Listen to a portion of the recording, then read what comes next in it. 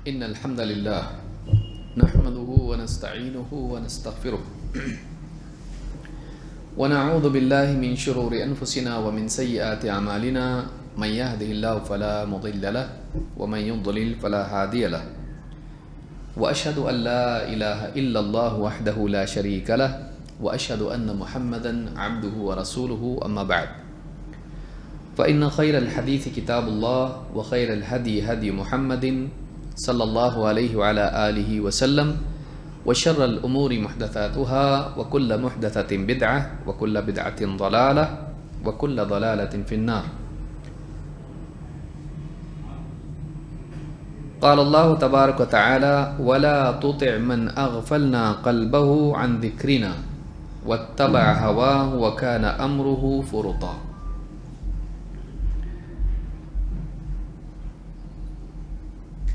ایک انسان کے لیے دنیا میں کامیابی کا راستہ وہاں سے شروع ہوتا ہے جب وہ کامیاب ہونے والوں کے راستے کو اپناتا ہے. اسی لیے اللہ تعالیٰ نے قرآن کریم میں کامیابی کے لیے، اللہ کے انعام کو پانے کے لیے، اللہ کے انعام پائے ہوئے بندوں کے راستے کو اپنانے کا حکم دیا ہے. اللہ تعالیٰ نے فرمایا وَاتَّبِعْ سَبِيلَ مَنْ أَنَابَ إِلَيَّ، اس کے راستے کی پیروی کر، اس کے راستے پر چل جو میری طرف بڑھا، میری طرف پلٹا. یا اور زیادہ واضح طور پر اهْدِنَا الصِّرَاطَ الْمُسْتَقِيمَ صِرَاطَ الَّذِينَ أَنْعَمْتَ عَلَيْهِمْ، اے اللہ ہمیں صراط مستقیم کی ہدایت نصیب کر. صراط الَّذِينَ أَنْعَمْتَ عَلَيْهِمْ، صراط مستقیم کون سی راہ ہے؟ صراط الذین انعمت علیہم، اے اللہ ان لوگوں کی راہ پر ہم کو چلا، توفیق دے، رہنمائی دے، ہدایت دے جن پر تو نے انعام کیا. تو اللہ کے انعام کو پانے کے لیے ضروری ہے کہ ایک انسان ان لوگوں کے راستے پر چلے جن پر اللہ تعالیٰ نے انعام کیا، کیونکہ جو سبب انہوں نے اپنایا اور جو نتیجہ اس کا نکلا، اگر وہی سبب ہم اپنائیں تو اس کا بھی نتیجہ وہی نکلنے والا ہے. لہٰذا سلف کے راستے کو مضبوطی سے تھامنا، اس کی پیروی کرنا، اسی راہ پر چلنا، یہ کامیابی کے لیے بنیادی شرط ہے. یہی وجہ ہے کہ اللہ تعالیٰ نے قرآن کی شروعات میں ایسی صورت رکھ دی جس میں بنیادی طور پر اسی راہ کے پانے اور اس پر چلنے کی دعا ہے. معلوم ہے کہ کامیابی کے لیے کتنا امپورٹنٹ ہے، کتنا اہم ہے کہ ایک انسان صحیح راستے کو پائے، صحیح لوگوں کے راستے پر چلے. بلا شبہ اللہ کے نبی صلی اللہ علیہ وسلم اور صحابہ وہ لوگ ہیں جو ہمارے لیے اسوہ اور نمونہ ہیں. انہی کے راستے پر ہم کو چلنا چاہیے. ان کے راستے سے جو بھی بھٹک گئے وہ ہلاک ہونے والے ہیں، وہ برباد ہونے والے ہیں، وہ گمراہ ہیں اور ان کا انجام برا ہے. اللہ کے نبی صلی اللہ علیہ وسلم کے بعد امت میں اجتماعی سطح پر سب سے بڑی گمراہی جو آئی، اس کا سب سے پہلا حصہ خوارج نے لیا. پہلا فرقہ جو اسلام کی تاریخ میں بنا اور سب سے گمراہ لوگ قرار پائے وہ خوارج ہیں، جنہوں نے نبی کریم صلی اللہ علیہ وسلم اور صحابہ کے راستے کو اپنانے کی بجائے اپنی عقل اور اپنی خواہشات کو اپنے لیے بنیاد اور اصول بنا لیا. اور انجام یہ ہوا کہ وہ گمراہ ہو گئے اور اللہ کے نبی صلی اللہ علیہ وسلم کی سخت حدیثیں ان کے بارے میں موجود ہیں. آپ نے پہلے ہی بتا دیا تھا کہ ایسا ہونے والا ہے. لہٰذا ایک مسلمان کو چاہیے کہ وہ اپنی عقل پر اعتماد نہ کرے، اپنے فہم پر اعتماد نہ کرے، بلکہ دیکھے کہ کون لوگ ہیں جو ہم سے پہلے ہدایت پائے ہوئے ہیں، کون لوگ ہیں جو ہم سے پہلے حق کے راستے پر چل چکے ہیں، جن کا معاملہ پار ہو گیا، جو اپنی زندگی میں دین پر جمے رہے اور خاتمہ اسی پر ان کا ہو گیا. کیونکہ جو زندہ ہیں وہ فتنے میں ہیں، جو دنیا سے چلا گیا حق پر قائم رہ کر وہ پار ہو گیا. لہذا صحابہ سب سے پہلا طبقہ ہیں نہ صرف جو حق پر جمے رہے بلکہ نبی کریم صلی اللہ علیہ وسلم نے پوری امت کے اہل حق میں سب سے بہترین ان کو قرار دیا ہے. خیر الناس قرنی. بلا شبہ صحابہ کے بالمقابل صحابہ کو گمراہ بتانے والے کیسے ہدایت پر ہو سکتے ہیں؟ اور یہ خوارج تھے جنہوں نے صحابہ میں سب سے بہترین علی بن ابی طالب رضی اللہ تعالیٰ عنہ جو اپنے دور کے بہترین تھے، ان سے اوپر عثمان رضی اللہ تعالیٰ عنہ، ان سے اوپر حضرت عمر، ان سے اوپر حضرت ابوبکر صدیق رضی اللہ تعالیٰ عنہ ہیں. لیکن ان کے اپنے دور میں جب حضرت علی رضی اللہ تعالیٰ عنہ خلیفہ تھے، سارے لوگوں میں سب سے افضل وہی تھے. لیکن خوارج کی بدبختی یہ ہے کہ انہوں نے انہیں کو کافر قرار دے دیا، اور نہ صرف قول کی سطح پر بلکہ تلوار کی سطح پر بھی ان کی مخالفت کی. انجام دنیا میں بھی برا ہوا اور آخرت میں بھی برا ہے. اللہ کے نبی صلی اللہ علیہ وسلم نے جہنم کے کتے ان کو قرار دیا ہے. اتنی سخت بات رحمت للعالمین کی زبان سے نکلنا بتاتا ہے کہ وہ لوگ کتنے برے اور کتنے بگڑے ہوئے، کتنے گمراہ لوگ تھے. تو یہ بہت ضروری ہے کہ ایک انسان صحیح راستے کو اپنائے. لیکن گمراہی آتی کہاں سے ہے؟ گمراہی آتی ہے اللہ کو بھول کے خواہشات کی پیروی کرنے سے. اللہ تعالیٰ قرآن کریم میں فرماتا ہے وَلَا تُطِعْ مَنْ أَغْفَلْنَا قَلْبَهُ عَنْ ذِكْرِنَا. اس کے پیچھے مت چل، اس کی پیروی مت کر جس کے دل کو ہم نے ہماری یاد سے یا ہماری نصیحت سے غافل کر دیا ہے. وَاتَّبَعَ هَوَاهُ. تو انجام یہ ہے کہ وہ نتیجہ یہ ہے کہ وہ اپنی خواہشات کی پیروی کر رہا ہے. وَكَانَ أَمْرُهُ فُرُطًا. اور اس کا سارا معاملہ حدیں پار کر چکا ہے. 3 سٹیجز میں بات اللہ نے بیان کی ہے.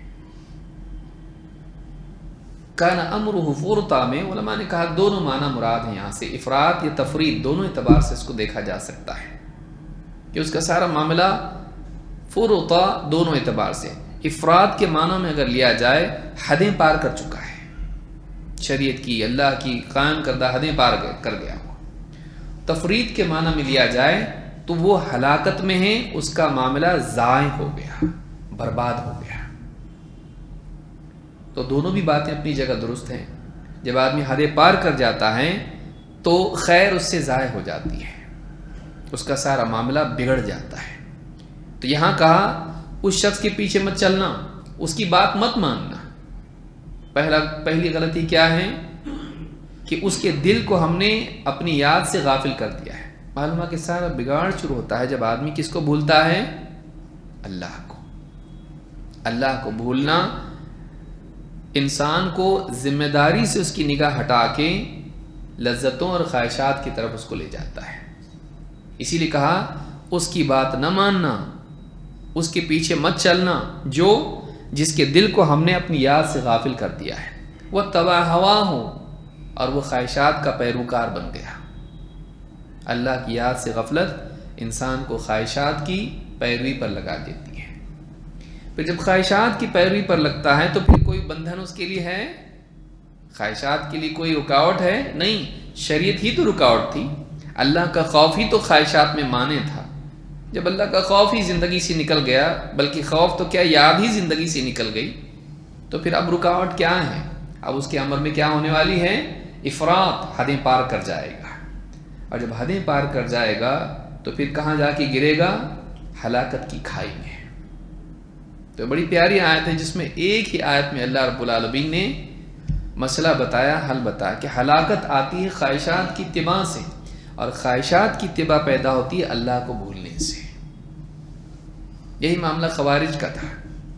خواہش پرستی ان کی رگ رگ میں چلی گئی تھی. اس لیے جہنم کے کتے جو ان کو کہا گیا ہے، علماء نے اس اعتبار سے بھی کہا ہے کہ بالکل خونخوار ہو جائیں گے، خواہش پرست بن جائیں گے.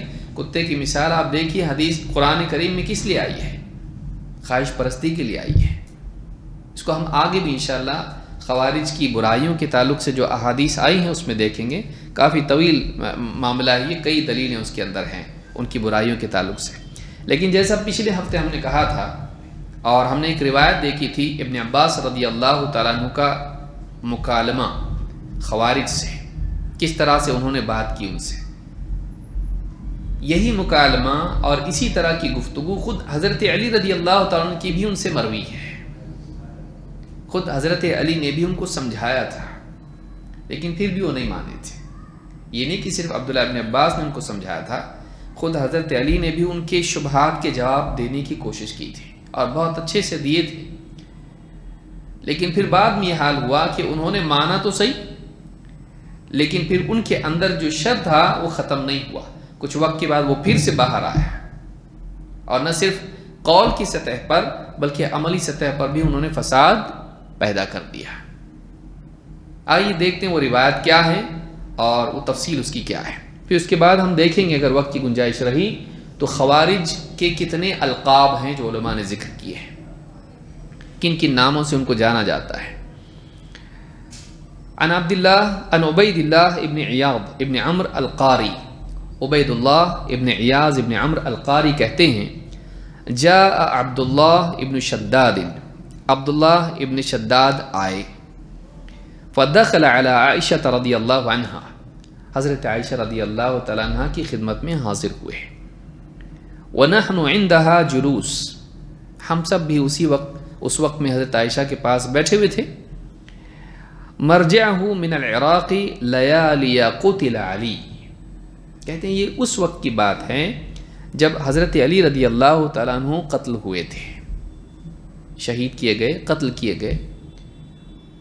اس وقت کا دور ہے یہ جب وہ عراق سے لوٹے۔ کون؟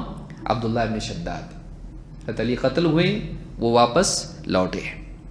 فقالت لہو، حضرت عائشہ نے ان سے پوچھا، یا عبداللہ ابن شداد، اے عبداللہ ابن شداد، هل انت صادقی عما اسألک عنہ، میں تم سے کچھ پوچھ رہی ہوں، کیا واقعی تم سچ سچ جواب دو گی؟ هل انت صادقی عما اسألک عنہ تحدثنی عن هؤلاء القوم الذین قتلهم علی، تم ان کے بارے میں بتاؤ گے مجھ کو جنہیں حضرت علی رضی اللہ تعالیٰ عنہ نے قتل کیا تھا، یعنی جن سے قتال کیا ان کے بارے میں بتاؤ گے؟ قال وما لی لا اصدقک، کہا میں کیوں نہیں بولوں گا آپ سے سچ، کیوں جھوٹ بولوں گا؟ لیکن ایک انداز ہے پوچھنے کا، سچ بتاؤ گے میں پوچھوں گی، تو اس طرح سے پوچھا کہ میں کیوں جھوٹ بولوں گا، کیوں سچ نہیں بولوں گا؟ قالت فحدثنی عن قصتهم، تو بتاؤ ان کا کیا قصہ تھا خوارج کا۔ قال فإن عليا لما كاتب معاوية وحكم الحكمان، اب انہوں نے پورا بیان کرنا شروع کیا خوارج کا، حضرت علی کا کیا معاملہ تھا، میٹر کیا تھا۔ کہا کہ جب حضرت علی رضی اللہ تعالیٰ عنہ نے حضرت معاویہ سے خط و کتابت کی اور معاہدہ کیا، اور وحکم الحکمان، اور دونوں جو حکم تھے عمرو بن عاص رضی اللہ تعالیٰ عنہ اور اسی طرح سے حضرت ابو موسیٰ اشعری، ان دونوں نے مل کر فیصلہ کیا، حکم الحکمان، اس طرف سے وہ حضرت علی کی طرف سے ابو موسیٰ اشعری اور ان کی طرف سے دوسرے صحابی عمرو بن عاص رضی اللہ تعالیٰ عنہ، جب انہوں نے فیصلہ کر دیا کہ جنگ نہیں، واپس لوٹ جاؤ اپنے اپنے علاقوں میں، تو یہ جب فیصلہ ہوا، تحکیم اس کو کہتے ہیں، تحکیم، خرج علیہ 8,000 من قراء الناس، ایسے لوگ کچھ تھے جن کو قراء کہا جاتا تھا، قرآن پڑھنے والے، قرآن جاننے والے، قرآن سے جڑے ہوئے، قرآن سے لگاؤ رکھنے والے 8,000 لوگ حضرت علی کے خلاف ہو گئے، 8,000 لوگ ان کے خلاف ہو گئے۔ وَنَزَلُوا بِأَرْضٍ يُقَالُ لَهَا حَرُورَا مِنْ جَانِبِ الْكُوفَةِ، اور انہوں نے وہاں پڑاؤ ڈالا جسے اس علاقے کو حرورا کہا جاتا تھا، جو کوفہ کے پاس ہی ہے۔ وَإِنَّهُمْ عَتَبُوا عَلَيْهِ، اور ان لوگوں نے حضرت علی رضی اللہ تعالیٰ عنہ کو یعنی سخت سست کہا یا ان کو برا کہا، عتبو برا کہنا۔ فَقَالُوا إِن سَلَخْتَ مِن قَمِيصٍ أَلْبَسَكَهُ اللَّهُ تَعَالَى، تم نے وہ قمیص اتار دی جو اللہ نے تم کو پہنائی تھی، یعنی خلافت، اور یعنی انہوں نے کیا کیا تھا آپ جان رہے ہیں، اس سے پہلے ہم گفتگو کر چکے ہیں اس کے اوپر کہ جب لوگوں نے شام سے لوگوں نے کہا آپ خلیفہ مت لکھیے، امیر المؤمنین مت لکھیے، تو انہوں نے کہا ٹھیک ہے، علی بن ابی طالب کی طرف سے یہ معاہدہ ہے یا یہ بات ہے یہ خط ہے، تو انہوں نے کہا کہ آپ نے وہ لباس اتار دیا جو اللہ نے آپ کو پہنایا تھا، وَاسْمٍ سَمَّاكَ اللَّهُ تَعَالَى بِهِ، اور وہ نام آپ نے چھوڑ دیا جو اللہ نے آپ کو دیا تھا، کون سا نام؟ امیر المؤمنین۔ ثم انطلقت فحكمت في دین اللہ، پھر آپ اس سے آگے بڑھے اور آپ نے اللہ کے دین میں انسانوں کو حکم بنا دیا، خلافت کے معاملے میں دو لوگوں کو فیصلہ کرنے والا بنا دیا، انسانوں کا فیصلہ چلے گا اللہ کے معاملے میں۔ فحكمت في دین اللہ فلا حکم الا للہ تعالی، جبکہ بات یہ ہے کہ حکم تو اللہ ہی کے لیے خاص ہے، یعنی فیصلہ اللہ ہی کا ہوگا شریعت کے معاملات میں، دین کے معاملات میں۔ آپ نے کیسا دو لوگوں کو کہا کہ تم دونوں بیٹھ کے فیصلہ کرو، جو بولو گے ہم دونوں مان لیں گے۔ فلما ان بلغ علی ما عتبوا علیہ وفارقوه علیہ، جب حضرت علی تک یہ بات پہنچی کہ انہوں نے کس معاملے میں حضرت علی کا معاتبہ کیا، یعنی ان کو برا کہا اور ان سے الگ ہو گئے، فامر مؤذنا فاذن، ایک اعلان کرنے والے کو انہوں نے حکم دیا تو اس نے اعلان کیا، اللہ يدخل على امیر المؤمنین الا رجل قد حمل القرآن، لوگ جمع ہو وہی آدمی آئے گا اندر جو قرآن کا حامل ہے، یعنی قرآن کا علم رکھنے والا ہے، وہی اندر آئے گا ملنے کے لیے، بات اس سے کرنا چاہتے ہیں علی، تم میں سے وہی لوگ آئیں گے جن کے پاس قرآن کا علم ہے، یعنی قرآن کے حفاظ ہیں، قرآن کا گہرا علم رکھتے ہیں۔ فلما ان امتلأت الدار من قراء الناس دعا بمصحف امام عظیم، جب سارا گھر یا جہاں بھی تھے وہ پوری کی پوری مجلس بھر گئی قراء سے، قرآن کے پڑھنے والے جو خوارج میں سے تھے ان سب سے بھر گئی، جگہ بھر گئی۔ حضرت علی نے بڑا مصحف منگایا جو یعنی آفیشیل کاپی آف دا قرآن تھی، وہ منگوائی جو پہلے سے خلفاء کے پاس چلی آ رہی تھی، اس کو منگایا۔ فوضعه بین یدی، اور وہ مصحف اپنے سامنے رکھا، قرآن کریم کا مصحف سامنے رکھا۔ فوضعه بین یدی فجعل یسکه بیدیہ، اور اس پہ ہاتھ اس طرح سے رکھا اور اس کو ہاتھ گویا کہ اس طرح سے تھپتھپانے اس طرح سے اس کو کیا یا ہاتھ پھیرا اس پر۔ فجعل یسکه بیدیہ ویقول ایھا المصحف حدث الناس، اور کہا اے مصحف بتا لوگوں کو، بتاؤ لوگوں کو۔ فناداہ الناس، لوگ چلانے لگے، آواز سے کہنے لگے، فقالوا یا امیر المؤمنین ما تسأل عنہ انما هو مداد فی ورق، آپ مصحف سے پوچھ رہے ہیں جبکہ مصحف کیا ہے؟ کاغذ پر، ورق پر سیاہی ہے بس، وہ کیا بات کرے گا؟ یعنی آپ مصحف سے کیسے پوچھ رہے ہیں؟ وَنَحْنُ نَتَكَلَّمُ بِمَا رُوِينَا مِنْهُ فَمَاذَا تُرِيد، ہم ہیں جو قرآن میں جو بات ہم تک مروی ہے، پہنچی ہے، ہم اس کی بنا پر آپ سے بات کر سکتے ہیں، آپ کیا چاہتے ہیں، کیوں کر رہے ہیں آپ ایسا؟ ہم بات کرنے کے لیے ہیں، ہم سے بات کیجئے، آپ مصحف سے کہہ رہے ہیں بتاؤ، ہمارے پاس قرآن کا علم ہے، آپ ہم کو بولو، ہم بات کرتے ہیں، کیا چاہتے ہیں؟ فَمَاذَا تُرِيد قَالَ أَصْحَابُكُمْ هَؤُلَاءِ الَّذِينَ خَرَجُوا، تمہارے جو ساتھی ہیں جنہوں نے خروج کیا ہے، بینی و بینہم کتاب اللہ عز وجل، میرے اور ان کے درمیان فیصلہ کرنے والی چیز یہ اللہ کی کتاب ہے، فیصلہ ہم دونوں کے درمیان یہ کتاب کرے گی۔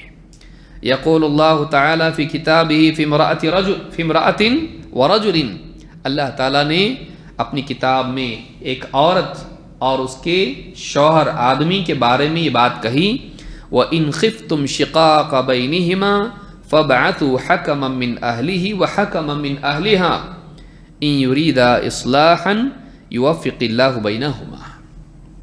اللہ تعالیٰ نے قرآن کریم میں بیوی اور شوہر کے اختلاف کے بارے میں کہا کہ اگر تمہیں اس بات کا خوف ہو کہ دونوں میں تفریق ہو جائے گی، شقاق، دونوں الگ ہو جائیں گے، نکاح ختم ہو جائے گا بیوی شوہر کا، اتنی دوریاں ہو رہی ہیں ان کے بیچ میں.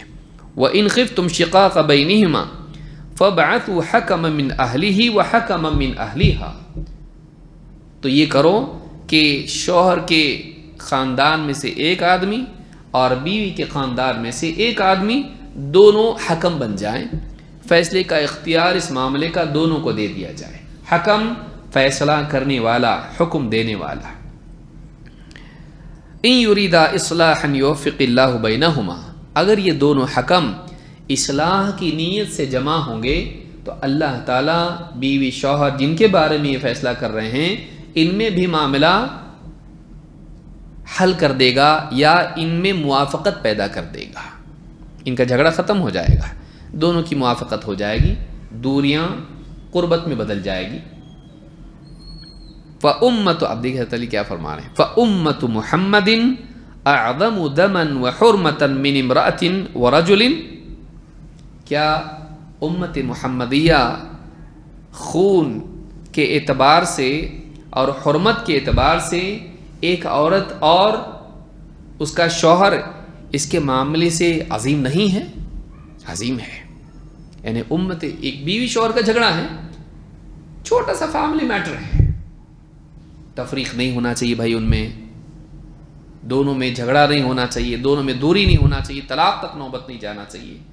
اس اختلاف کو ختم کرنے کے لیے دو حکم بنائے جا سکتے ہیں.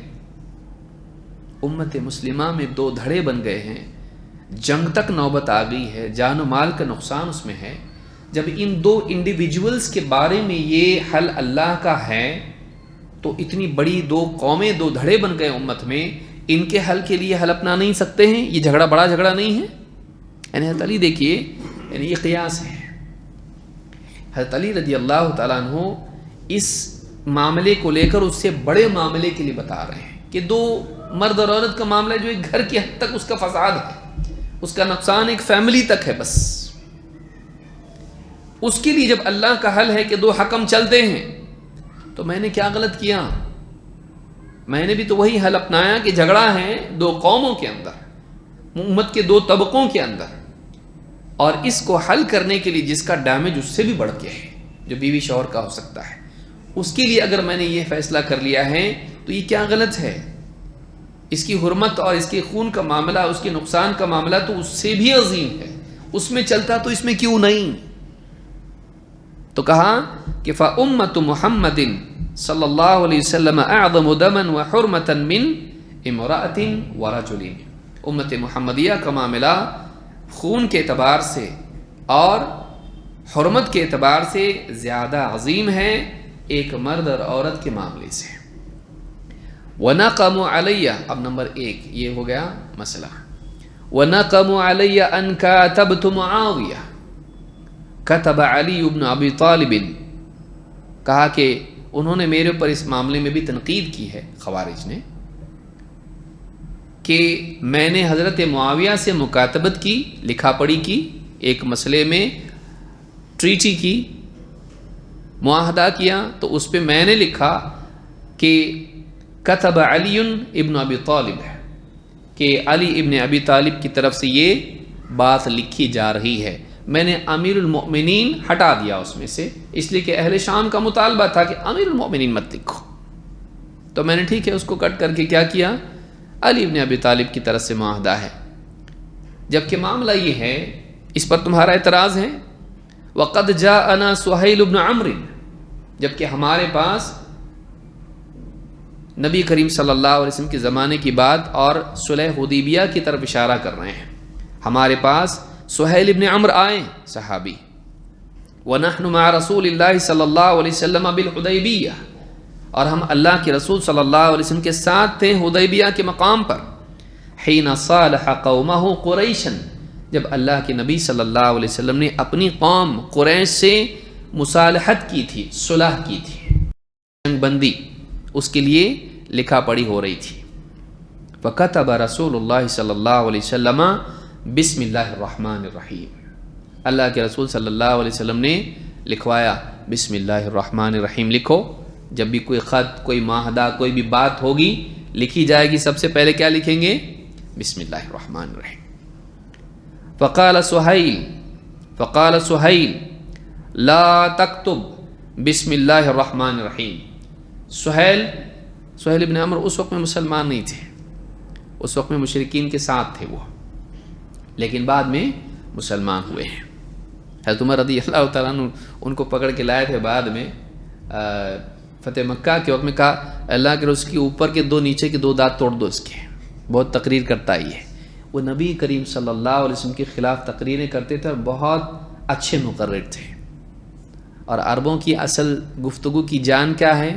اوپر کے 2 دانت نیچے کے 2 دانت. سارا ثا وا سب ختم ہو جاتا اس سے، صاد وا سب چلے جاتا، طا وا سب چلا جاتا. تو فصاحت جو ہے اس کے لیے دانتوں کی ضرورت ہے. تو کہا کہ اس کے اوپر کے 2 نیچے کے 2 دانت توڑ دو اس کے، ساری فصاحت نکل جائے گی اور سب تقریر کا معاملہ ختم ہو جائے گا. اللہ کے نبی صلی اللہ علیہ وسلم نے اس وقت میں نہیں کیا ایسا، ان کو چھوڑ دیا. جب اللہ کے رسول صلی اللہ علیہ وسلم کی وفات ہوئی، یہ درمیان میں بول رہا ہوں تاکہ ان کی بات وہ دیکھیں کیسا آدمی کیسا بن گیا.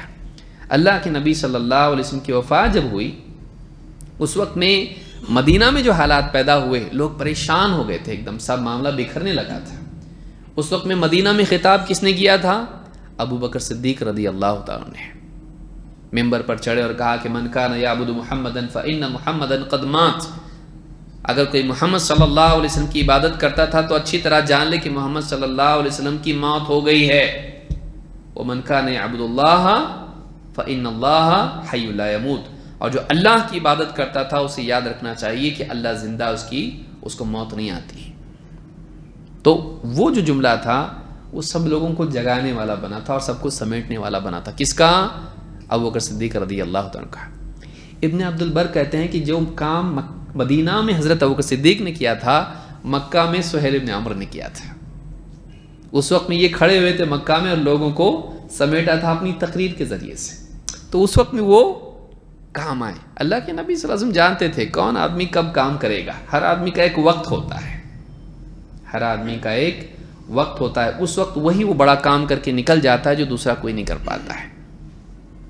تو اللہ کے نبی صلی اللہ علیہ وسلم ایک بڑے یعنی رہنما تھے قوم کے، جانتے تھے آپ نبی تھے، آپ رسول تھے، آپ سارے نبیوں کے امام تھے، آپ کو معلوم تھا کیا کرنا ہے. یہ سہیل ابن عمر ہے. اب یہ پیچھے جا رہے ہیں ہم لوگ تھوڑا، وہ آگے کی بات میں نے بتا دی. اب ان کا حال کیا تھا اس وقت میں؟ بیچ میں کون آ رہا تھا لکھنے میں؟ سہیل ابن عمر. بسم اللہ الرحمن الرحیم لکھو. حضرت علی لکھنے والے تھے اس وقت میں. فقال سہیل لا تکتب. سہیل ابن عمر نہیں، مت لکھو. لا تکتب بسم اللہ الرحمن الرحیم، بسم اللہ الرحمن الرحیم نہیں لکھنے کا. قال کیف نکتب.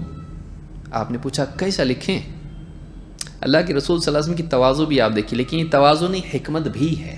صرف تواضع نہیں ہے، سینسیٹیو سچویشن ہے، جنگ چھڑ سکتی ہے، کچھ بھی ہو سکتا ہے.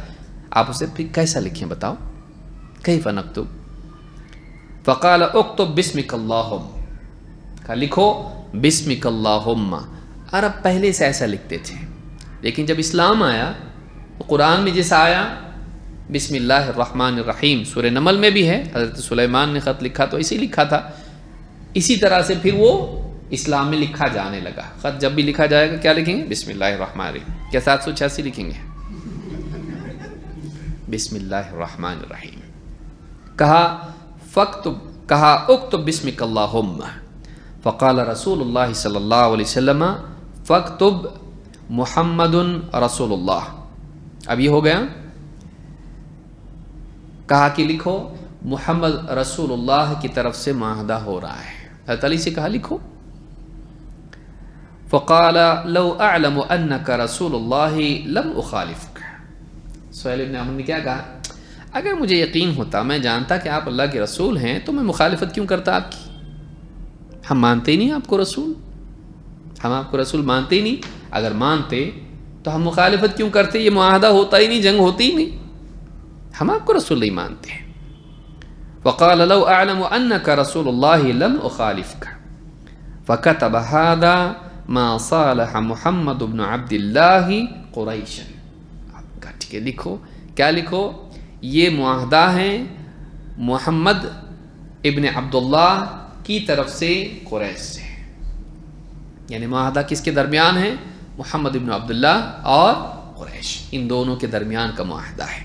آپ نے حضرت علی کو یہ لکھوایا۔ یقول اللہ تعالیٰ فی کتابہ، اللہ تعالیٰ نے اپنی کتاب میں فرمایا، حضرت علی اب وہ واقعہ ذکر کر کے اب حضرت علی کہہ رہے ہیں، اللہ تعالیٰ اپنی کتاب میں فرماتا ہے لَقَدْ كَانَ لَكُمْ فِي رَسُولِ اللَّهِ أُسْوَةٌ حَسَنَةٌ لِمَنْ كَانَ يَرْجُو اللَّهَ وَالْيَوْمَ الْآخِرَ، تمہارے لیے رسول کی زندگی میں بہترین نمونہ ہیں اس شخص کے لیے جو اللہ سے ڈرتا ہو یا امید رکھتا ہو اور آخرت کے دن سے ڈرتا ہو۔ یرجو عربی زبان میں خوف کے لیے بھی قرآن کریم میں آیا ہے، جو اللہ اور آخرت کے دن سے ڈرتا ہو، اس کے لیے کس کی زندگی میں بہترین نمونہ ہے؟ محمد صلی اللہ علیہ وسلم کے، اللہ کے رسول کے۔ تو جب اللہ کے رسول صلی اللہ علیہ وسلم نے کیا، وہی میں اگر اس کو اسوہ بنا کے کروں مصالحت کے لیے تو کیا مسئلہ ہے؟ اگر کفار اور مسلمانوں کے درمیان جن سے جنگ ہوئی ہے، اگر مصالحت کے لیے رسول اللہ کٹ کر کے اس کی جگہ محمد ابن عبداللہ لکھ سکتے ہیں، تو مسلمانوں کے درمیان جن میں جنگ جائز نہیں ہے، ان کے درمیان مصالحت کے لیے کیوں نہیں کر سکتے؟ جب رسول اللہ جو کہ بہت اونچا مقام ہے اس کو کٹ کر کے محمد ابن عبداللہ لکھ سکتے ہیں، تو امیر المؤمنین تو اس سے نیچے ہیں، اس کو کٹ کر کے میں علی ابن ابی طالب کیوں نہیں لکھ سکتا؟ آپ دیکھیے کتنا یعنی استدلال کتنا پیارا ہے، کتنا عمدہ انداز میں بتا رہے ہیں، کیونکہ میں نے کس کا اسوہ اپنایا؟ ہمارے نبی کا۔ وہ ان کے ساتھ تھا، یہ ان کے ساتھ ہے، لیکن علت دونوں کی ایک ہی ہے، مصالحت، فساد اور ضرر سے بچاؤ۔ تو کہا کہ لمن کان یرجو اللہ والیوم الآخرہ فبعث الیہم علی، یہ دونوں باتیں بیان کی، فبعث الیہم علی عبد اللہ ابن عباس فخرجت معه۔ راوی کہتے ہیں تو اس کے بعد حضرت علی رضی اللہ تعالیٰ نے ان کے پاس حضرت عباس، عبداللہ ابن عباس رضی اللہ تعالیٰ عنہ کو بھیجا، اور میں بھی ان کے ساتھ گیا تھا۔ حتی اذا توسطنا عسکرہم، یہاں تک کہ ہم ان کے لشکر کے بالکل بیچوں بیچ پہنچ گئے۔ قام ابن الکوا یخطب الناس، خوارج میں کچھ لیڈرز تھے، بڑی بڑی چوٹی کی شخصیتیں تھیں ان کی، ان میں سے ایک ابن الکوا بھی تھا، نام اس کا بھی ابن الکوا اس کی کنیت تھی۔ وہ کھڑا ہوا اور لوگوں میں اس نے خطبہ دیا۔ فقال یا حملۃ القرآن، لوگوں سے کیا کہا؟ اے قرآن کے حاملو، قرآن کے حاملین، ان ھذا عبداللہ ابن عباس، یہ عبداللہ ابن عباس ہے، فمن لم یکن یعرفہ فانا اعرفہ، کسی کو اگر معلوم نہ ہو یہ کون ہے تو میں ان کا تعارف کرا دیتا ہوں، من کتاب اللہ ما یعرفہ بہ، اللہ کی کتاب سے ان کا میں تعارف کرا دیتا ہوں۔ ھذا ممن نزل فیہ وفی قومہ قوم خصمون، یہ وہ شخص ہے جس کے بارے میں اور جس کی قوم کے بارے میں، کیونکہ قریشی ہیں، کہا کہ ان کے اور ان کی قوم کے بارے میں قرآن میں اللہ تعالیٰ نے خود ان کا تعارف کرایا ہے۔ کیا فرمایا؟ بل ہم قوم خصمون، یہ بڑے جھگڑالو لوگ ہیں۔ تو کیا کیا؟ وہ آیت جو قریش کے بارے میں، کفار قریش کے بارے میں تھی، وہ کن کے اوپر لاد دی؟ مسلمان قریش کے اوپر۔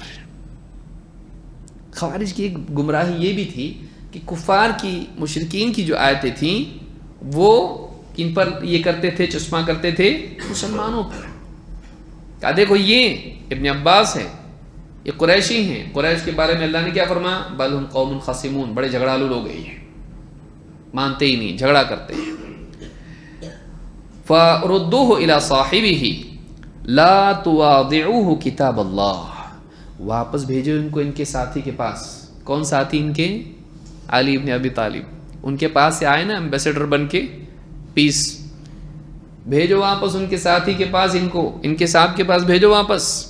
لا تواضعوہ کتاب اللہ، ان کے اور اپنے درمیان اللہ کی کتاب کو فیصلہ کرنے والا مت بناؤ، حجت کر کے کیا کریں گے؟ تم کو کنفیوز کر دیں گے، مت بناؤ ان کو۔ فقام خطباؤہم، کچھ اور بھی ان میں بولنے والے تھے، کھڑے ہوئے، فقالوا واللہ لنواضعنہ کتاب اللہ، نہیں کہا اللہ کی قسم ہم اللہ کی کتاب کو دونوں کے درمیان حکم بنائیں گے، بات کریں گے، قرآن کے بیس پہ ہم لوگ بات کریں گے ان سے۔ فَإِن جَاءَ بِحَقٍ نَعْرِفُهُ لَنَتَّبِعَنَّهُ، اگر یہ حق لائے ہیں تو ہمیں معلوم ہو جائے گا اور ہم اس حق کی پیروی کریں گے۔ وَإِن جَاءَ بِبَاطِلٍ لَنُبَكِّتَنَّهُ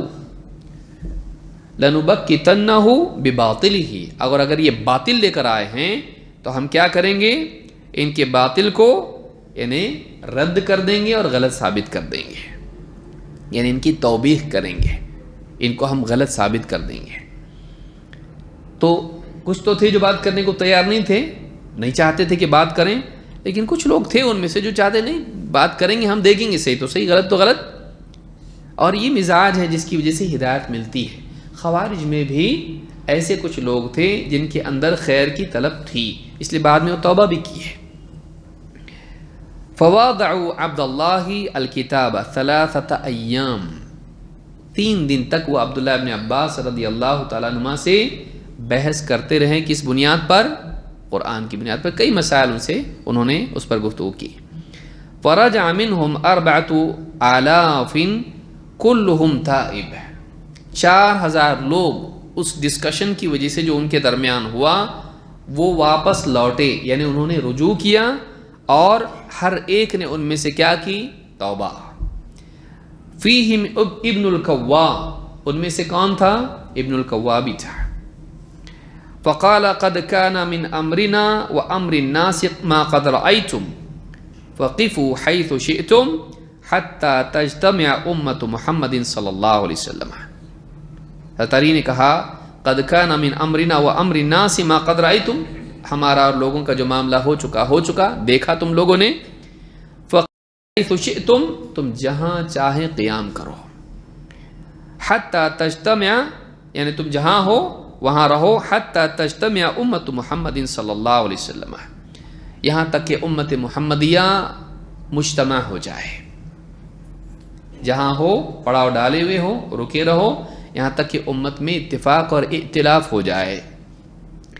بیننا و بینکم اللہ تسفکوا دما حراما، ہمارے اور تمہارے درمیان یہ معاہدہ ہے، اس بات پر ہم جمع ہو رہے ہیں کہ تم کسی کا خون نہیں بہاؤ گے جس کا خون اللہ نے بہانا حرام کیا ہے، کسی کو قتل نہیں کرو گے۔ او تقطعوا سبیلا، یا حملہ نہیں کرو گے ڈاکوں کی طرح کسی پر لوٹو گے نہیں۔ او تظلموا ذمتا، اور کسی یعنی کا ذمہ ہے، یعنی ذمی کو بھی تم اس پر ظلم نہیں کرو گے، جو غیر مسلم ہیں، اسلامی حکومت میں جو لوگ رہتے ہیں، اہل ذمہ جس کو کہتے ہیں، تو تم ان پر بھی ظلم نہیں کرو گے، مسلمان تو دور کی بات، ان پر بھی تم ظلم نہیں کرو گے، کسی پر تم حملہ نہیں کرو گے، لوٹ مار نہیں کرو گے، کسی کا خون نہیں بہاؤ گے، یہاں تک کہ ذمیوں پر بھی ظلم نہیں کرو گے۔ یہ ہمارے اور تمہارے درمیان کیا ہے، معاہدہ ہے، ایسا ہوگا تب تک کہ ہم تم کو بھی برداشت کریں گے، چلے گا، کوئی مسئلہ نہیں۔ اور کہا کہ ان اللہ لا يحب الخائنین، اللہ تعالیٰ خیانت کرنے والوں کو پسند نہیں کرتا ہے۔ فقالت له عائشہ یا ابن شداد فقد قتلهم، کہا کہ حضرت عائشہ نے پوری بات سننے کے بعد کہا کہ ابن شداد، لیکن حضرت علی نے تو قتل کیا نا ان کو، یعنی اس کے بعد بھی تو معاملہ ہوا، وہ کیا تھا؟ فقال واللہ ما بعث الیہم حتی قطعوا السبیل، کہا اللہ کی قسم حضرت علی رضی اللہ تعالیٰ نے ان کی طرف فوج نہیں بھیجی جب تک کہ انہوں نے لوٹ مار شروع نہ کی، اور وسفکوا الدم، خون بہایا، واستحلوا اہل الذمہ، اور اہل ذمہ کی جان و مال کو کیا کر لیا، حلال کر لیا، اس کا خون بہانا، ان کا مال لوٹنا۔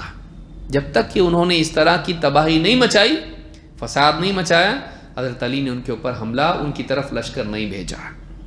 فقالت اللہ، کیا واقعی اللہ کی قسم ایسا تھا؟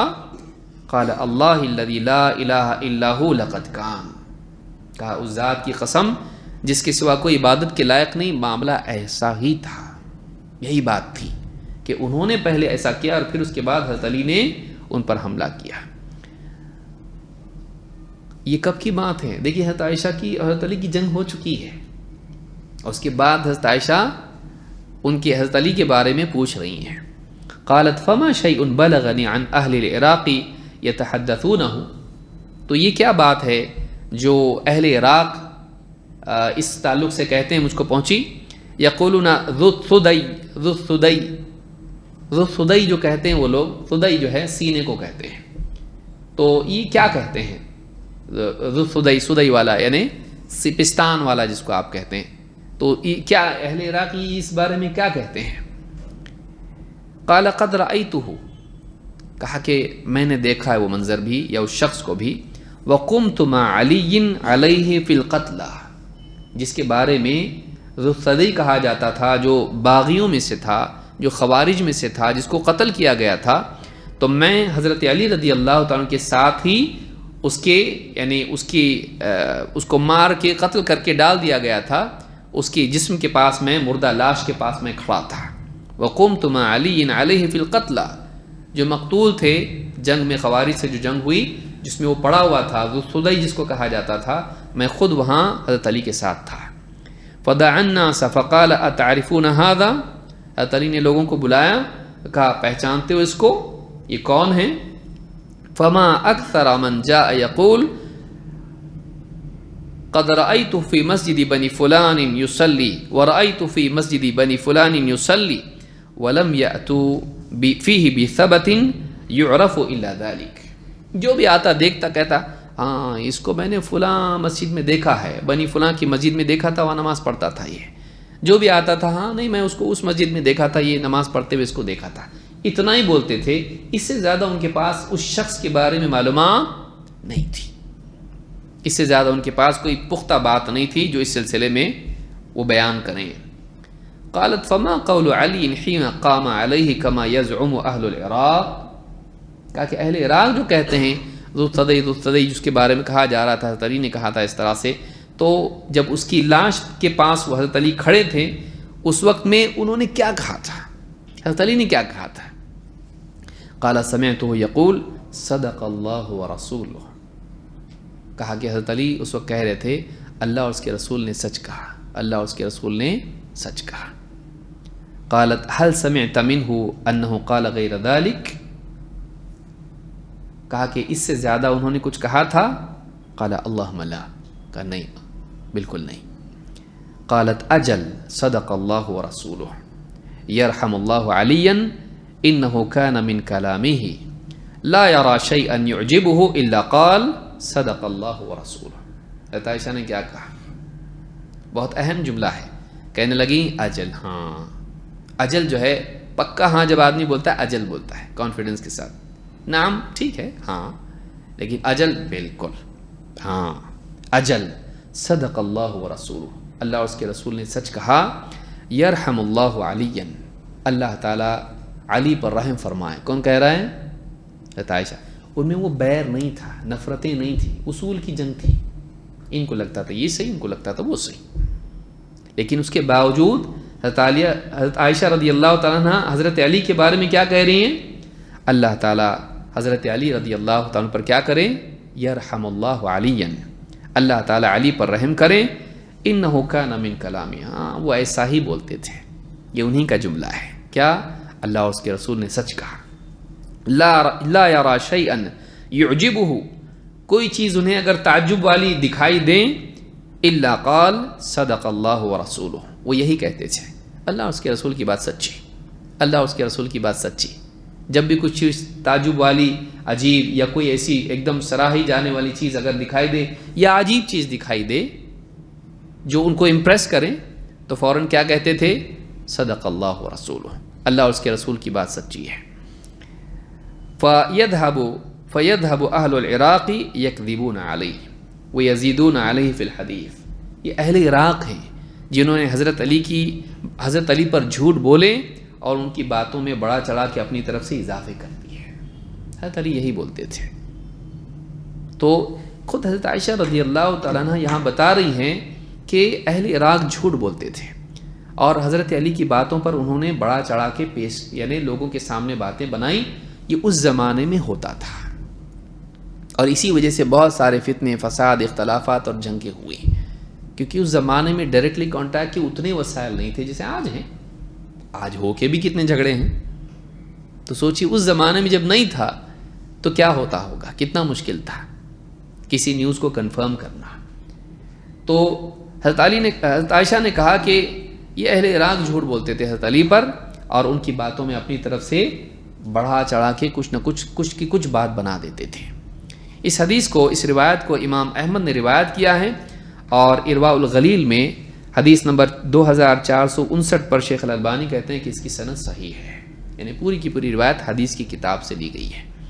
تو اس روایت سے بات معلوم ہوتی ہے کہ ابن عباس رضی اللہ تعالیٰ عنہما سے پہلے حضرت علی رضی اللہ تعالیٰ عنہ نے بھی وہ جو شبہات تھے لوگوں کے، ان کا جواب اپنے دائرے میں جن تک ان کی پہنچتی دیا تھا.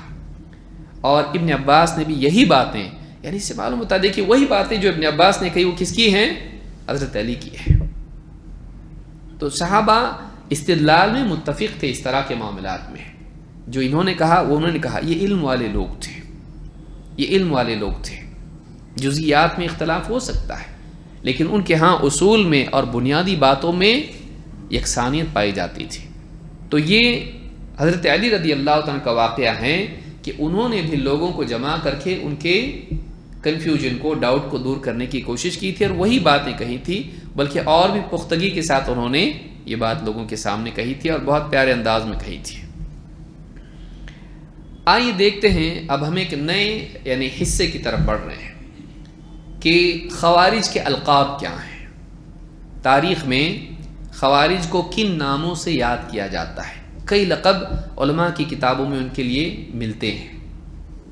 یہاں ہم کچھ القاب دیکھیں گے، اس کے علاوہ بھی القاب مل سکتے ہیں کتابوں میں، لیکن معظم یہی القاب ان کے ذکر ہوتے ہیں حدیث کی شروحات میں، عقائد کی کتابوں میں یا فرقوں کے تعلق سے جب گفتگو آتی ہے کہیں نہ کہیں علماء ان کی یہ القاب استعمال کرتے ہیں. تو کون سے لقب ہیں؟ سب سے پہلا بالکل ظاہر اور معروف ہے خوارج، الخوارج.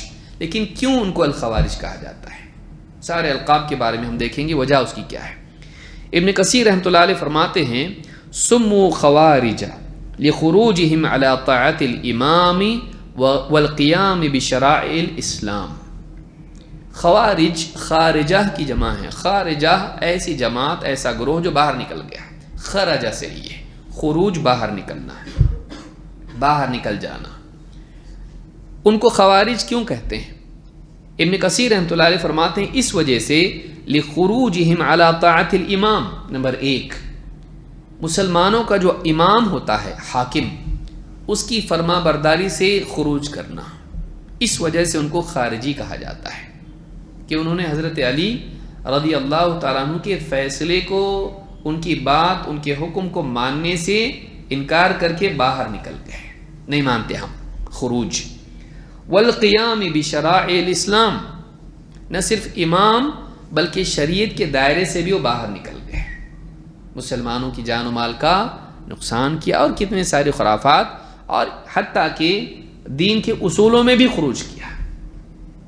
کتاب و سنت کے معاملے میں بھی انہوں نے وہ اصول جو سلف کے اصول تھے، جو قرآن و سنت کے متفقہ اصول ہیں، ان سے بھی خروج کیا، ان سے بھی خروج کیا. تو امام کی اطاعت سے خروج اور شریعت کے دائرے سے خروج، باہر نکلنا. اسی لیے حدیث میں جیسے آیا کہ یمرقون من الدین، وہ باہر نکلیں گے، جیسا آگے بھی آئے گا.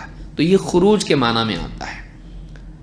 ابن حجر رحمۃ اللہ علیہ فرماتے ہیں اما الخوارج فهم جمع خارجہ ای طائفہ وهم قوم مبتدعون. کہتے ہیں کہ خوارج جمع ہے خارجہ کی، یعنی باہر نکلنے والی جماعت. وهم قوم مبتدعون، یہ بدعتی قوم ہے خوارج. سموا بذلك لخروجهم عن الدین وخروجهم على خيار المسلمین. ان کو خوارج اس لیے کہا گیا کہ وہ دین سے باہر نکل گئے اور مسلمانوں میں سے بہترین لوگوں کے خلاف جنگ کے لیے نکلے. تو یہ ایک اور زائد معنی انہوں نے دیا کہ خلیفہ کے خلاف دین سے باہر نکلنا، امام کی اطاعت سے نکلنا، اور مسلمانوں میں سے بہترین طبقہ جو صحابہ کا طبقہ تھا ان کے خلاف جنگ کے لیے کیا ہوئے؟ نکلے، خروج انہوں نے کیا۔ فتح الباری میں انہوں نے یہ بات کہی ہے۔ دوسرا لقب خوارج کا ہے المحکمہ۔ المحکمہ ابن درید کہتے ہیں وَسُمِّيَتِ الْخَوَارِجُ الْمُحَكِّمَةَ لِقَوْلِهِمْ لَا حُكْمَ إِلَّا لِلَّهِ۔ محکمہ خوارج کو کیوں کہا گیا؟ کہتے اس لیے ان کو کہا گیا کیونکہ ان کا قول تھا حکم تو اللہ ہی کا چلے گا، اور انہوں نے حضرت علی کو اسی بنیاد پر کیا کر دیا؟ کافر قرار دیا کہ انہوں نے اللہ کے حکم میں دو انسانوں کو حکم بنا دیا۔ تو تحکیم کے مسئلے کی وجہ سے یہ اس کا حکم نہیں، اللہ کا حکم۔ بولنے میں بات بہت اچھی لگتی ہے لیکن غلط بات تھی وہ۔ اللہ کا حکم چلے گا یہ تو صحیح ہے، لیکن کیا اللہ تعالیٰ نے بیوی شوہر کے معاملے میں انسانوں کو فیصلہ کرنے کے لیے حکم نہیں بنایا؟ کیا اس میں بھی اللہ کا حکم چلے گا؟ یہ معاملہ نہیں ہے۔ اگر وہ ہوتا تو اللہ خود نہیں بولتا۔ اللہ تعالیٰ نے دین دینے کے بعد اسی دین میں یہ بھی تو دیا کہ ایسا اختلاف اگر ہو جائے تو کیا کرو؟ دو حکم ہونے چاہیے۔ تو انہیں محکمہ اس لیے کہا گیا کہ ان کا مشہور جملہ تھا لا حکم الا للہ۔ الاشتقاق میں یہ بات ابن درید نے کہی ہے۔ اشتقاق عربی زبان کی کتاب ہے جس میں کون سا ورڈ کہاں سے آیا اس کے بارے میں تفصیل ہے۔ عبید اللہ ابن ابی رافع کہتے ہیں جو رسول اللہ صلی اللہ علیہ وسلم کے صحابہ میں سے ہیں، ان الحروریۃ لما خرجت وهو مع علی ابن ابی طالب رضی اللہ عنہ، خوارج حروریہ انہوں نے جب حضرت علی کے خلاف خروج کیا جنگ کے لیے تو یہ حضرت علی کے ساتھ تھے۔ قالوا لا حکم الا للہ، خوارج نے کہا فیصلہ تو اللہ کا چلے گا، حکم اللہ کا چلے گا۔ قال علی کلمۃ حق ارید بها باطل، یہ بہت پیارا جملہ ہے جو علماء ہمیشہ اپنی کتابوں میں اس کو ذکر کرتے ہیں۔ کہا کلمۃ حق، بات تو حق ہے لیکن اس کے پیچھے ان کا مقصد باطل ہے۔ بعض اوقات انسان بات صحیح بولتا ہے، یعنی دلیل صحیح ہوتی ہے، لیکن دلیل سے ثابت جو کرتا ہے وہ کیا ہے؟ غلط ہوتا ہے۔ تو ان کی یہ بات تو صحیح ہے کہ فیصلہ اللہ کا ہونا چاہیے، لیکن اس کے ذریعے سے جو چاہتے ہیں کہ حضرت علی کو کافر قرار دیں اور اس طرح سے مسلمانوں میں افتراق ہو اور اس طرح کے مسلمانوں کے جو معاہدہ ہوا ہے اس کو ختم کر دیں اور بالکل اس کو نہیں مانیں، یہ ساری چیزیں کیا ہیں؟ اس کا مقصد غلط ہے ان کا۔ تو بعض اوقات آدمی حق بات بولتا ہے لیکن اس کے پیچھے اس کی نیت غلط ہوتی ہے، یا استدلال ہی خود غلط ہوتا ہے، یا جس معاملے میں اس کو فٹ کر رہا ہوتا ہے وہ معاملہ صحیح اس کے لیے مطابق نہیں ہوتا ہے۔ امام مسلم نے اس کو کتاب الزکاہ میں صحیح مسلم میں روایت کیا ہے، حدیث نمبر 1066۔ تو کلمۃ حق ارید بها باطل، یہ حق بات ہے جو وہ بول رہے ہیں جملہ، لیکن اس سے ثابت جو کرنا چاہ رہے ہیں وہ کیا ہے؟ باطل ہے۔ تو ان کو محکمہ بھی کہا جاتا ہے۔ نمبر 3 الحروریہ۔ الحروریہ الحروریہ کیوں کہا جاتا ہے ان کو؟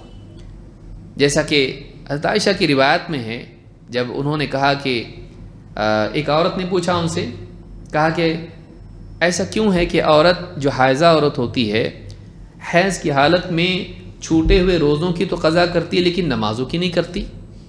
حضرت عائشہ نے ان سے کیا کہا، اس عورت سے کیا کہا؟ احروریۃ انتی، حروریہ ہے کیا تو؟ تو حروریہ سے مراد کون ہے؟ امام النووی کہتے ہیں قولها حروریۃ انتی، کیا تو حروریہ ہے؟ وہی نسبۃ الی حرورا، کہتے یہ نسبت ہے حرورا کی طرف، حرورا کی وجہ سے حروری ہوتا ہے۔ وہی نسبۃ الی حرورا وہی قریۃ بقرب الکوفہ، حرورا کوفہ کے قریب ایک بستی کا نام ہے، کوفہ کے قریب ایک بستی کا نام ہے جس کو کیا کہتے تھے؟ حرورا، اس پر سے نام بنتا ہے حروری۔ قال السمعانی ہوا موضع علی میلین من الکوفہ، سمعانی کہتے ہیں کہ کوفہ سے 2 میل کے فاصلے پر ایک علاقہ ہے جس کا نام حرورہ ہے۔ کان اول اجتماع الخوارج بہ، امام النووی کہتے ہیں یا امام السمعانی کہتے ہیں کہ سب سے پہلے خارجی جمع ہوئے جس علاقے میں، اس کا نام کیا تھا؟ حرورہ۔ ان کا جو علاقہ تھا جہاں انہوں نے اس کو اپنا علاقہ بنایا تو اس کو کیا، اس کا نام تھا حرورہ، اس پر سے ان کا نام کیا بنا؟ حروری ان کو کہا جانے لگا ہے۔ امام مسلم نے شرح مسلم، امام النووی نے شرح مسلم میں اس کو کہا ہے۔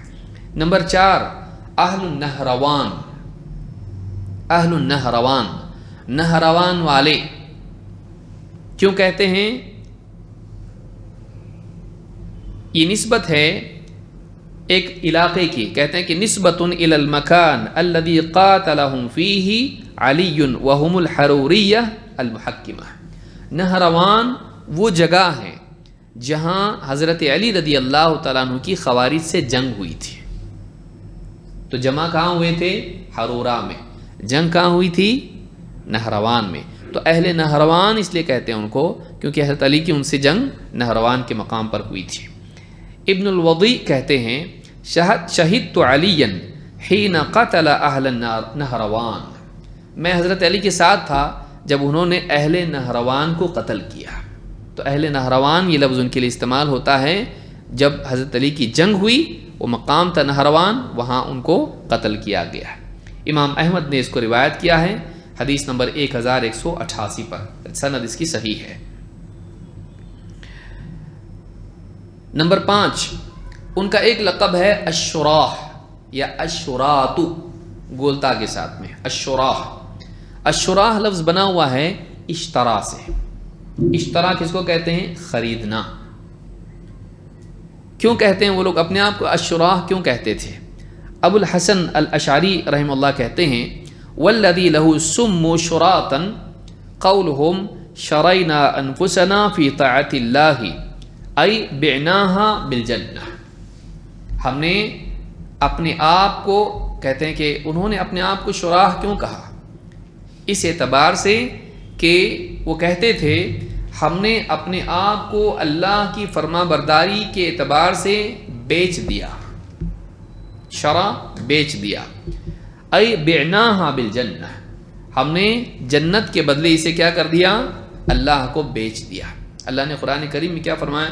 ان اللہ اشترى شراح اشترى ان اللہ اشترى من المؤمنین انفسهم واموالهم بان لهم الجنہ، اللہ نے مومنوں سے ان کی جانوں کو، ان کے مالوں کو خرید لیا ہے اور بدلے میں ان کے لیے جنت ہے۔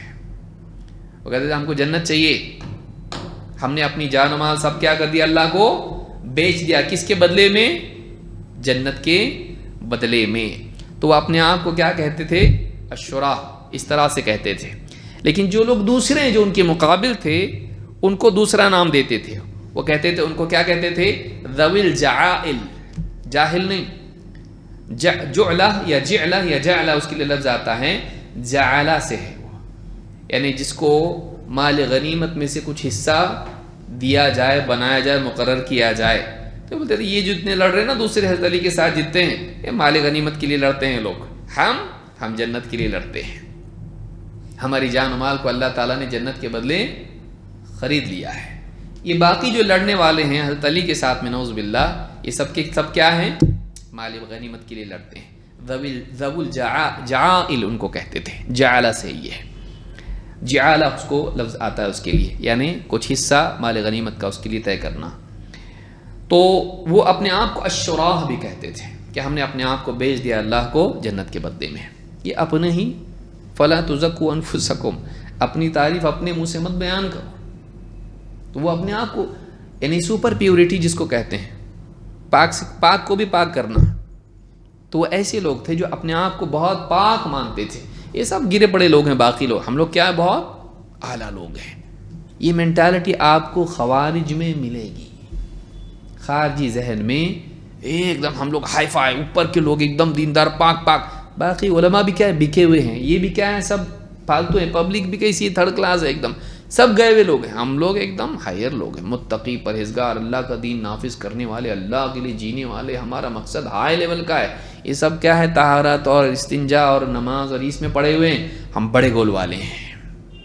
تو ایک مینٹالٹی ان میں ہمیشہ آپ کو دکھائی دے گی، ہم سپیریئر ہیں۔ تو باقی لوگوں کو کیا کہتے تھے؟ ذو الجعائل کہتے تھے، اور اپنے آپ کو کہتے ہیں ہم تو بکے ہوئے لوگ ہیں، اللہ کو ہم نے بیچ دیا۔ یہ باقی دوسروں کے بکے ہوئے لوگ ہیں۔ چھٹا نام لقب ان کا ہے المارقہ۔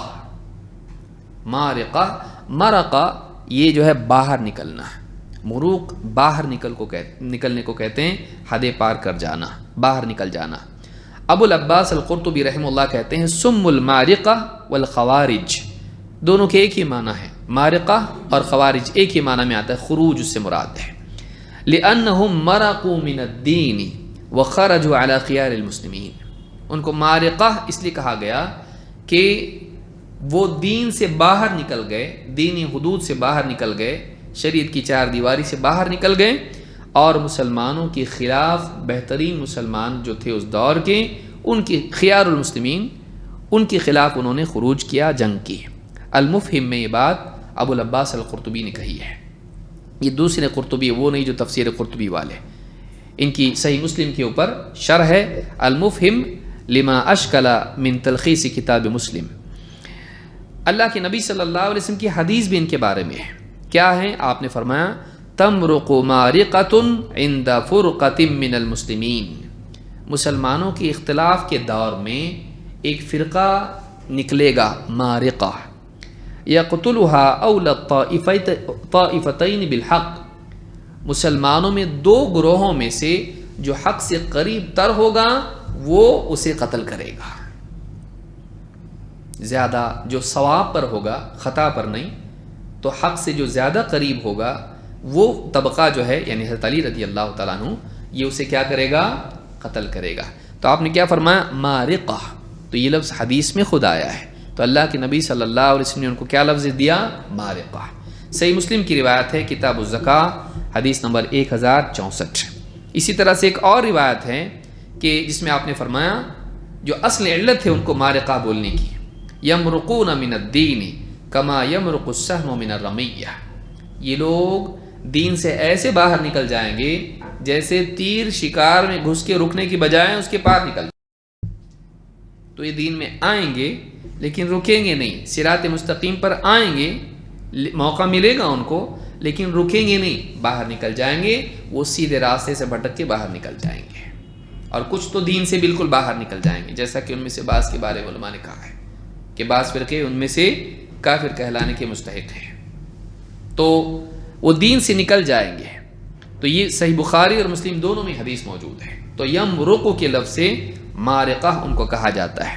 صحیح بخاری فضائل القرآن حدیث نمبر 5058 اور صحیح مسلم کتاب الزکاة حدیث نمبر 1064۔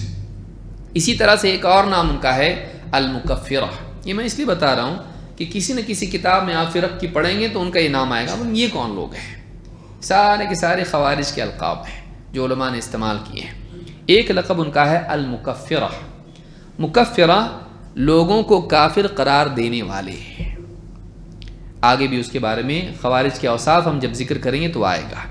ابن تیمیہ رحمۃ اللہ علیہ فرماتے ہیں فَكَانَ مِنْ أَوَّلِ الْبِدْعِ وَالتَّفَرُّقِ الَّذِي وَقَعَ فِي هَذِهِ الْأُمَّةِ بِدْعَةُ الْخَوَارِجِ، اس امت کا سب سے پہلی جو بدعت اس امت میں آئی، سرایت کر گئی مسلمانوں میں، اور سب سے پہلا تفرقہ ہوا، تفرق پیدا ہوا، الذی وقع فی هذه الامہ، جو اس امت میں واقع ہوا، وہ خوارج کی بدعت ہے۔ سب سے پہلا اختلاف اور سب سے پہلی بدعت دین کی بنیاد پر جو مسلمانوں میں ہوئی وہ خوارج کی بدعت ہے۔ المکفرۃ بالذنب، وہ خوارج جو گناہ کی بنیاد پر مسلمانوں کو کافر قرار دیتے ہیں۔ خوارج کا مسئلہ کیا تھا؟ وہ گناہ کی بنیاد پر کافر قرار دیتے تھے۔ اہل سنت والجماعت کا عقیدہ کیا ہے؟ صرف گناہ سے آدمی کافر نہیں ہوتا ہے، ایسا گناہ جو کفر والا ہے اس کا ارتکاب آدمی اگر کرتا ہے تب جا کے کافر ہوتا ہے، وہ بھی جانتا ہوا آدمی، علم ہو اس کو اور وہ کفریہ عمل کرے تب جا کے کافر بنتا ہے۔ اور خاص بات یاد رکھنے کی اس میں یہ ہے کہ اگر وہ گناہ کو، جیسے شراب ہے، جوا ہے، یا اس طرح کی کوئی چیز ہے، اگر اس کو اپنے لیے حلال کرتا ہے تب جا کے کافر ہوتا ہے، صرف شراب پینے سے نہیں۔ لیکن خوارج کا عقیدہ یہ تھا کہ اگر کوئی آدمی گناہ کرتا ہے کافر ہو جاتا ہو، مسلمان باقی نہیں رہتا۔ خوارج میں آپ کو یہ چیز ملے گی کہ جو چیز گناہ کی قبیل والی تھی اس کو انہوں نے کفر بنا دیا۔ گناہوں کی بنیاد پر لوگوں کو کافر قرار دینا، گناہوں کی بنیاد پر کافر قرار دینا، اور ایک گناہ میں اور دوسرے گناہ میں فرق نہیں کرنا۔ اس کو ہم تفصیل سے آگے بھی انشاءاللہ اس پر گفتگو کریں گے۔ تو مسلمانوں کو صرف گناہ کی وجہ سے، جو کہ کفر نہیں ہے، صرف گناہ کی وجہ سے ان کو کافر قرار دینا، اس وجہ سے ان کا نام کیا ہے؟ المکفرہ۔ خوارج کی خصوصیات میں سے ہے تکفیر۔ خصوصیات، سب سے پہلے کس کو کافر قرار دیا انہوں نے؟ حضرت علی کو تکفیر کی انہوں نے۔ بعد میں پھر سارے مسلمانوں کو کافر بولنے لگے۔ پھر کافر بولے تو بولے کافر سے جنگ بھی کرنا چاہیے، پھر جنگ بھی کرنے لگے۔ یہودیوں کو چھوڑ دیا، نصرانیوں کو چھوڑ دیا، اور دوسروں کو چھوڑ دیا، مشرکین کو چھوڑ دیا۔ کس کے خلاف جنگ کی؟ سیدھے مسلمانوں سے۔ مجموع الفتاوی جلد نمبر 12 صفحہ نمبر 470 پر یہ بات موجود ہے۔ اسی طرح سے ان کا ایک اور لقب ہے نمبر 8، الناصبہ۔ الناصبہ، نواصب یا ناصبی جو لفظ آتا ہے یہ بھی ان کا لقب ہے، الناصبہ۔ ابن تیمیہ رحمۃ اللہ علیہ فرماتے ہیں وَقَوْمٌ مِّنَ النَّاصِبَةِ الْمُبْغِضِينَ لِعَلِيٍّ رضی اللہ عنہ وَأَوْلَادِهِ وَمِنْهُمْ الحجاج ابن یوسف الثقفی۔ کہ کون ہیں ناصبہ؟ ناصبہ کس کو کہتے ہیں؟ جو حضرت علی رضی اللہ تعالیٰ عنہ اور ان کی اولاد سے بغض رکھتے ہیں، اس کو دین سمجھتے ہیں۔ جو ان سے کیا کرتے ہیں؟ بغض رکھتے ہیں۔ حضرت علی سے بغض رکھنا، ان کے خاندان سے بغض رکھنا اور اس کو دین سمجھنا، یہ ایسے لوگ کیا ہیں؟ ناصبی ہیں۔ ان کو نواصب کہتے ہیں یا ناصبہ کہتے ہیں۔ تو خوارج کیا ہے؟ حضرت علی سے سخت نفرت کرتے تھے، وہ لوگ حضرت علی سے سخت نفرت کرتے تھے۔ منہاج السنت النبویہ میں یہ بات ابن تیمیہ رحمۃ اللہ علیہ نے کہی ہے، جلد نمبر 4 صفحہ نمبر 554۔ اسی طرح سے آخری لقب ان کا ہے القعدیہ۔ القعدیہ، القعدیہ قاعدہ سے ہے۔ قاعدہ کا مطلب ہوتا ہے بیٹھنا، خود بیٹھنا، دوسروں کو بھگانا۔ اور ابن حجر رحمۃ اللہ علیہ فرماتے ہیں ایک نام خوارج میں سے، ایک لقب ان کا یا ایک طبقہ ان میں سے ایسا ہے جن پر یہ لقب فٹ بیٹھتا ہے، ان کو کیا کہتے ہیں؟ القعدیہ۔ ابن حجر رحمہ اللہ فرماتے ہیں القعدیۃ بفتحتین، قعدیہ دو زبر کے ساتھ، قاف پر بھی اور عین پر بھی، قعدیہ، قعدیہ نہیں قعدیہ کہتے ہیں بفتحتین۔ وهم الذين يحسنون لغيرهم الخروج على المسلمين ولا يباشرون القتال۔ الاصابہ فی تمییز الصحابہ میں یہ بات ابن حجر رحمہ اللہ نے کہی ہے، جلد نمبر 5 صفحہ نمبر 232۔ کہتے ہیں قعدیہ وہ لوگ ہیں جو لوگوں کو مسلمانوں کے خلاف، یعنی مسلمان حکام کے خلاف جنگ پر ابھارتے ہیں، لیکن خود لڑتے نہیں، خود لڑتے نہیں لیکن لڑنے پہ اکساتے ہیں۔ خود لڑتے نہیں لیکن دوسروں کو لڑواتے ہیں۔ ایسے لوگ کیا ہیں؟ یہ خوارج میں سے ایک طبقہ ہے جن کا نام کیا ہے؟ القعدی ہے۔ تو خود بیٹھے رہتے ہیں، دوسروں کو لڑاتے ہیں، بھگاتے ہیں۔ ابن حجر رحمۃ اللہ علیہ دوسرے مقام پر کہتے ہیں اپنی کتاب فتح الباری میں، کہتے ہیں والقعدیۃ قوم من الخوارج۔ قعدیہ خوارج ہی میں سے کچھ لوگ ہیں، کانوا یقولون بقولہم ولا یرون الخروج بل یزینونہ۔ وہ لوگوں کو اپنی باتوں کے ذریعے سے خروج پر ابھارتے تھے لیکن خود لڑتے نہیں تھے، اس کو مزین کر کے لوگوں کے سامنے پیش کرتے تھے۔ ارے جنگ کرنا چاہیے، کب تک برداشت کریں گے؟ دیکھو ظالم بادشاہ آیا، شریعت میں ہیر پھیر کر رہا، دیکھو کتنے گناہ کے کام ہو رہے، کچھ کرو اس کے خلاف۔ خود کچھ کرتے تھے نہیں، تو خود کچھ نہیں کرتے تھے لیکن قتال کو، خروج کو مزین کرتے تھے۔ حاکم کے خلاف لوگوں کو بھڑکانا خروج کی ایک قسم ہے۔ پہلے خروج زبان سے ہوتا ہے، پھر اس کے بعد تلوار سے ہوتا ہے۔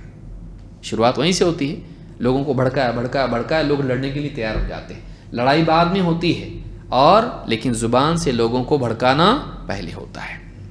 ابن حجر رحمہ اللہ فرماتے ہیں والقعد الخوارج كانوا لا يرون بالحرب بل ينكرون على امراء الجور حسب الطاقة ويدعون الى رأيهم ويزينون مع ذلك الخروج ويحسنونه.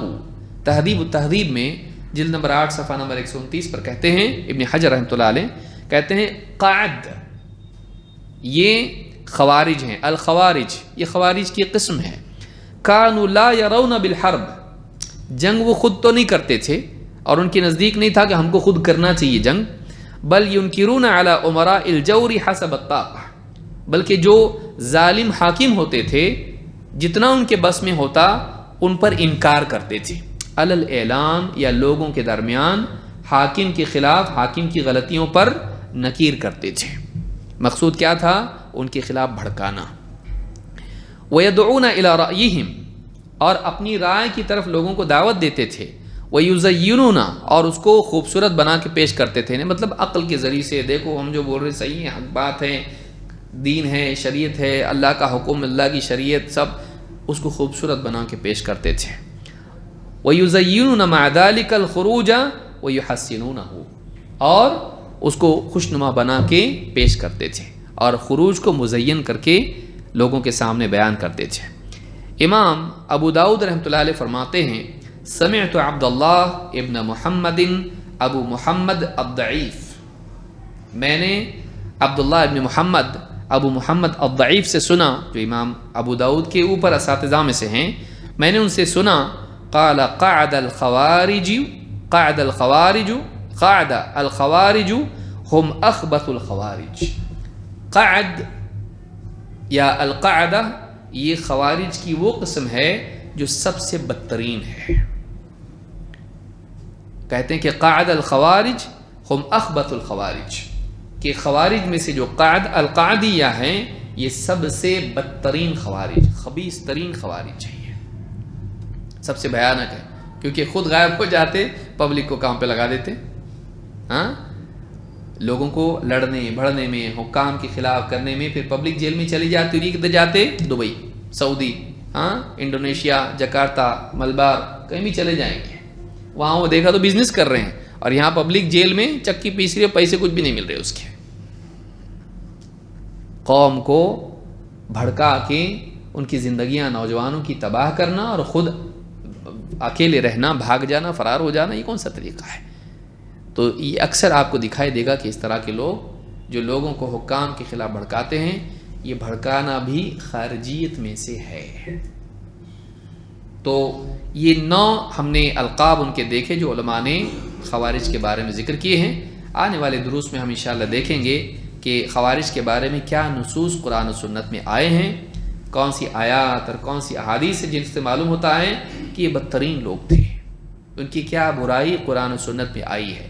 ایک حصہ ہم یہ دیکھیں گے، پھر اس کے بعد ہم دیکھیں گے کہ خوارج کی صفات اور ان کی علامات کیا ہے. یہ 2 الگ الگ حصے انشاءاللہ ہم آنے والے دروس میں تفصیل سے اس کو دیکھیں گے.